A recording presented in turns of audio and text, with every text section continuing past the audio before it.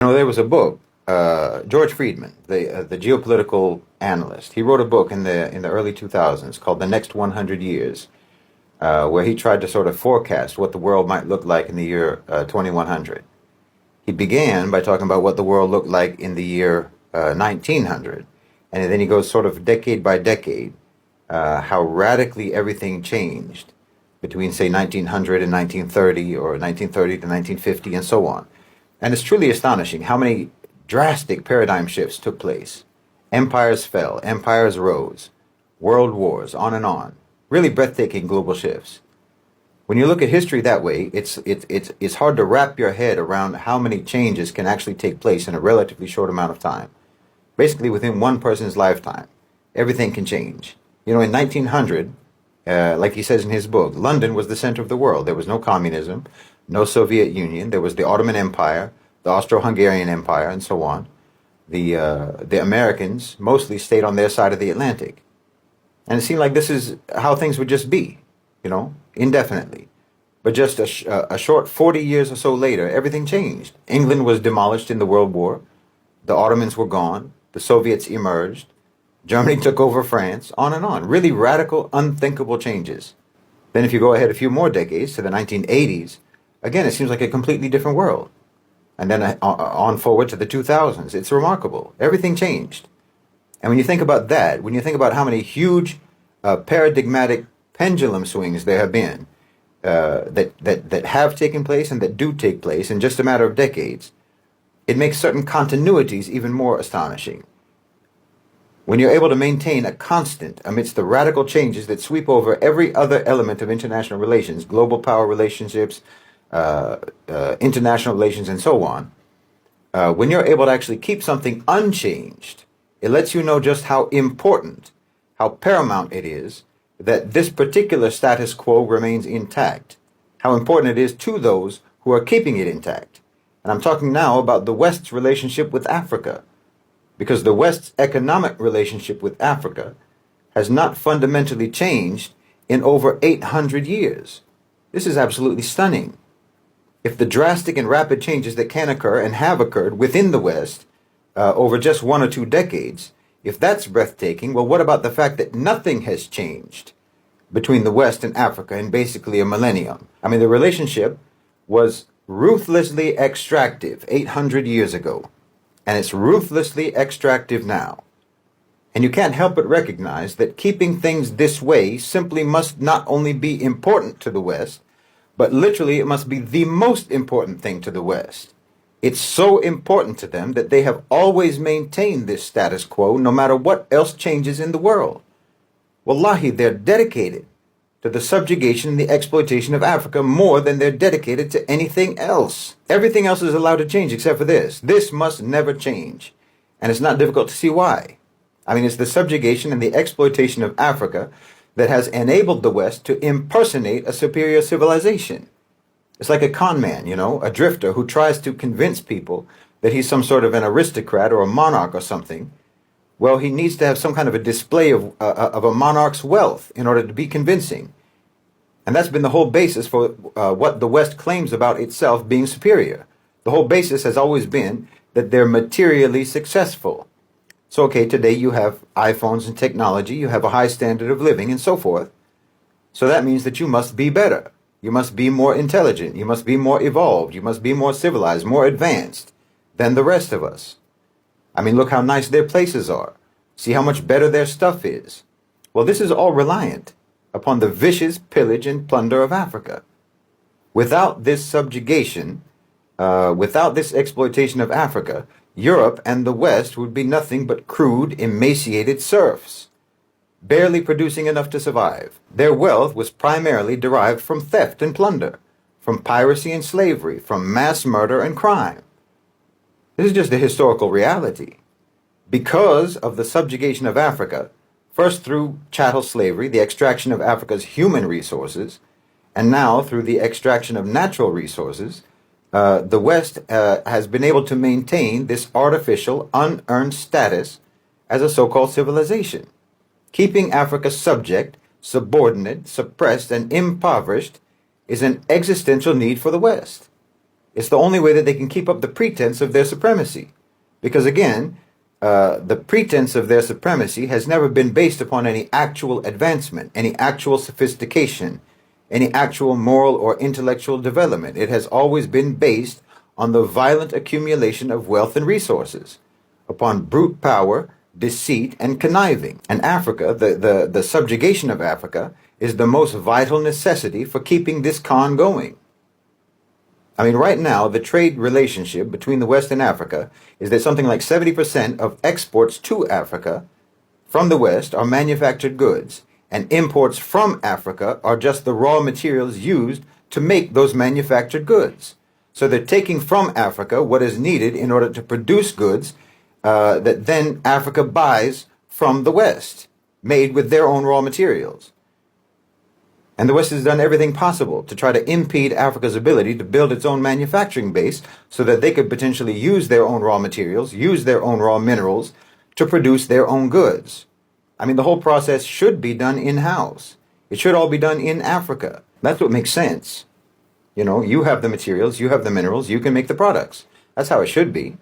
Rather than giving your raw natural resources to the West, for them to manufacture and refine and process and so on, Africa could do all of those things themselves. I mean, imagine the impact that would have. Where would that leave the West then? Well, they know that.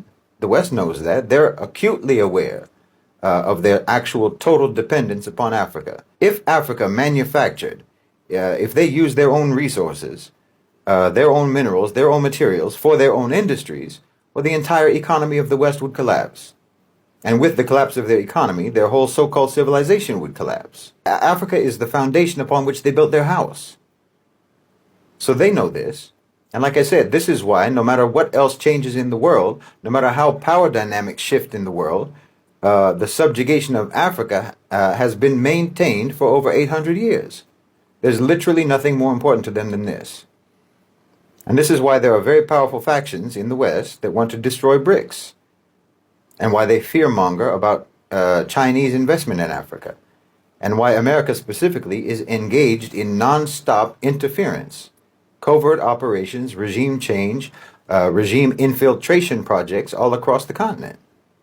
I mean, look at South Africa, the ANC, either out of naivete or corruption, or naivete that devolved into corruption, or out of coercion, or some combination of all of these factors, the ANC collaborated with neoliberal programs for 30 years. I mean, to one degree or another, for the last 30 years. But as global power dynamics have been shifting, and the creation and the ascendancy of BRICS has been taking place, people have started to have aspirations. And more importantly, they've started to have options. And those options have made their aspirations actually achievable. I'm talking about aspirations of political independence, aspirations of economic sovereignty, aspirations of getting out from under the yoke of the West. That's actually becoming achievable now. So the ANC was facing, and they are facing, severe criticism and opposition. They were being challenged.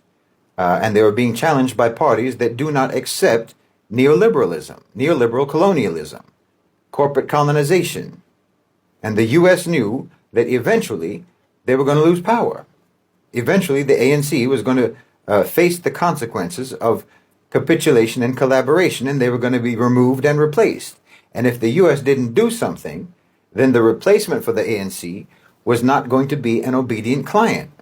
Because again, South Africa has the option now not to be an obedient client of the West.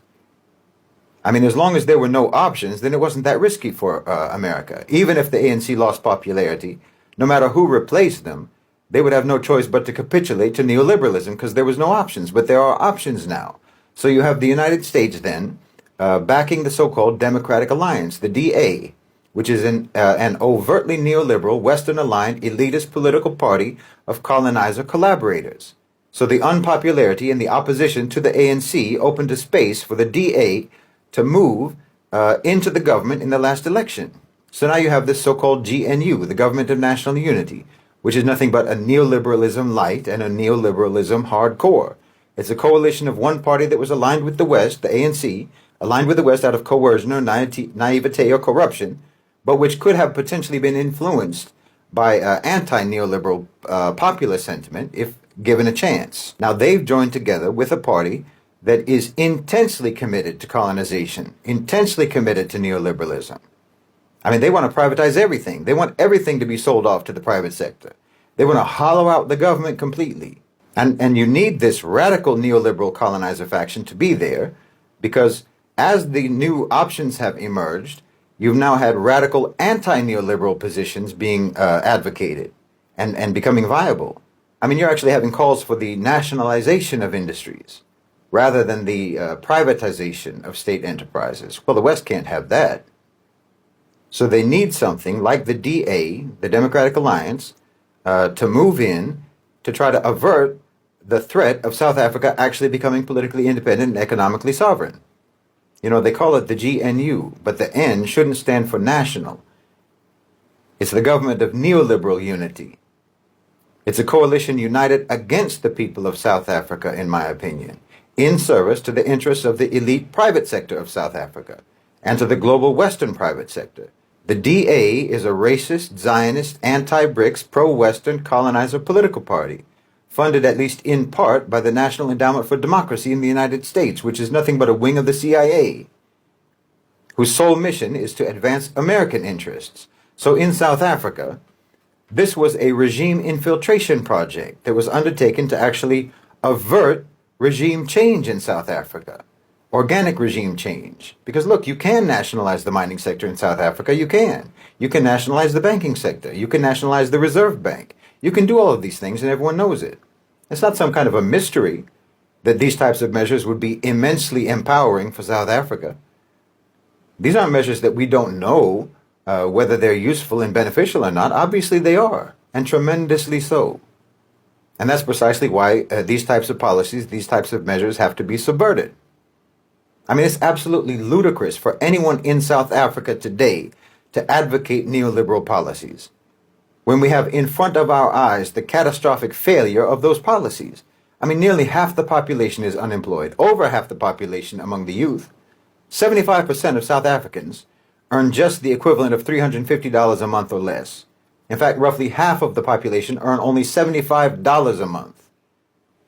And you're still going to advocate for the policies that got you here? No, obviously, if you nationalize, it's better for you.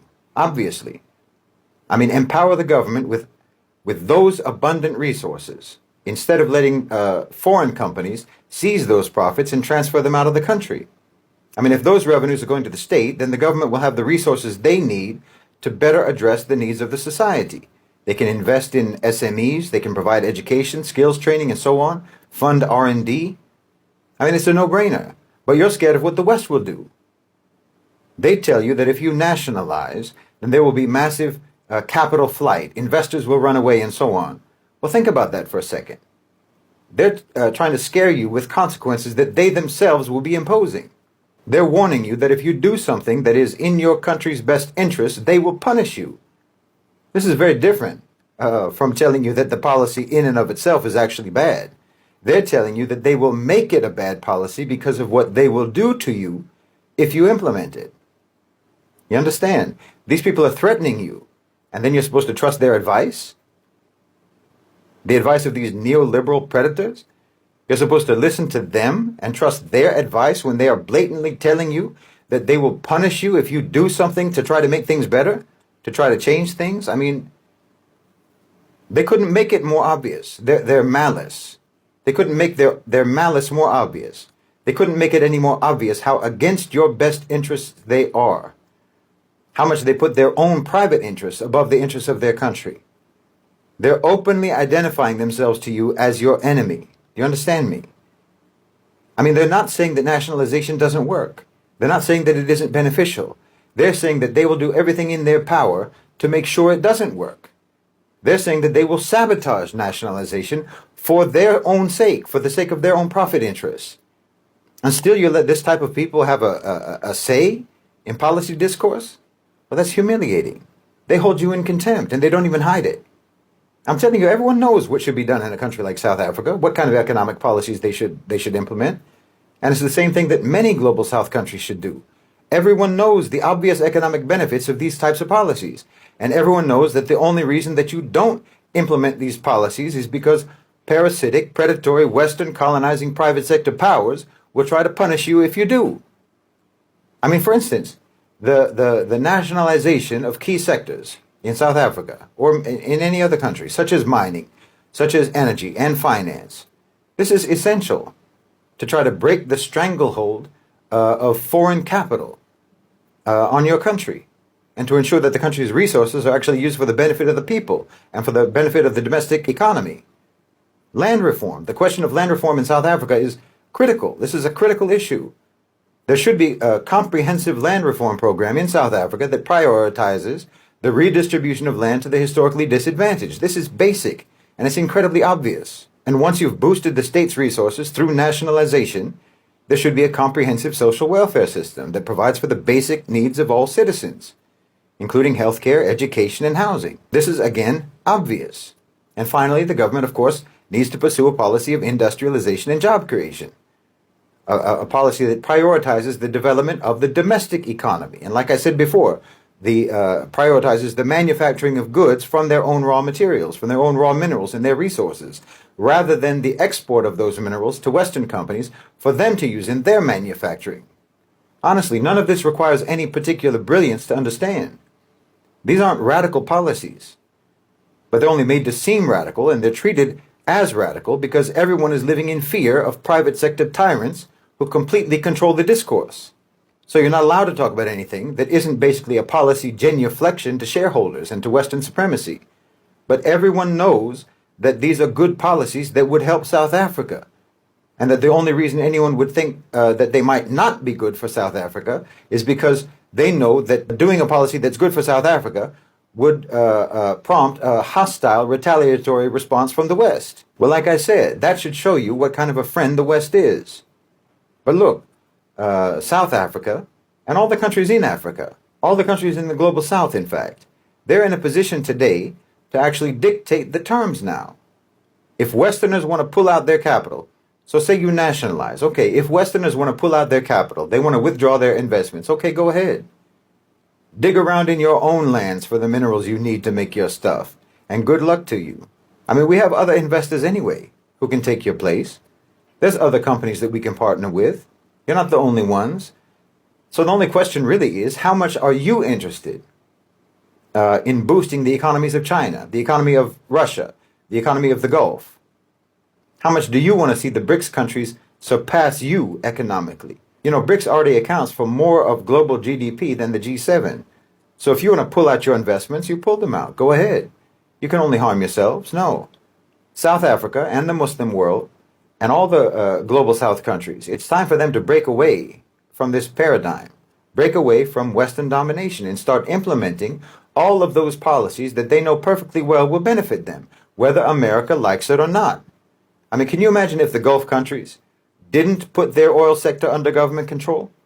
Where would they be now? But look at where they are now. Look at the amount of capital they have now. Why, South Africa could have and should have a comparably massive sovereign wealth fund. There's no reason for them not to.